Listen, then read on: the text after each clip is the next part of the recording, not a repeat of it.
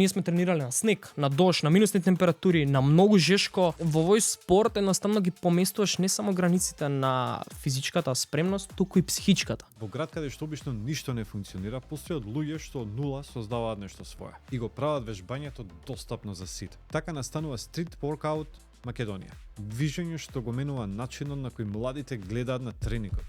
Без скапа опрема, без изговори, со реални резултати. И сега например мене тренинг ми изгледа, не знам, 1000 згиба и 2 исклека, така ми изгледа тренинг. Ова не е само спорт.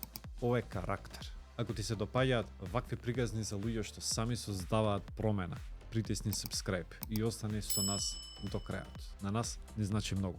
Во новата епизода на уште еден подкаст ги запознаваме основачите на Street Workout Македонија, здружение кое денеска брои над 200 активни членови. Активно што вежбаат се 200 членови.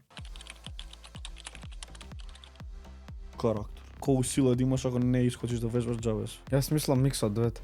Ама повеќе карактер. Street Workout не е само физичка сила, тој е дисциплина, ментален предизвик, начин на живот. А разликата е целта. Нивната цел е да изгледаат пубаво. Со нашето вежбање пак ќе изгледаш пубаво, а мене првично ми е колку склека ќе направам за 1 сат или колку пропаѓање ќе направам за 1 сат, него како ќе ги погодам градите јас на тој тренинг. Во превод, перформансот е пред се, не е изгледот. Вложувањето е мало, но инфраструктурата Во главном нас инфраструктурата за овој спорт не беше катастрофална. Општина Љубљана имаат склучено договор во радиус од секои 2 километри да има остров на спортот се вика. Тоа се шипки и односно парк како што е направен кај нас во аеродром, они го имаат тоа на секои 2 до 2,5 километри. кој мотивот да почнеш од нула. Дај да им дадеме на младите дечки тоа што не сме го имале ние. Односно услови за тренинг кои не сме ги имале ние, а сме сакале да ги имаме. И дали имало момент кога сакале да се откажат? Не постои таков момент кај нас.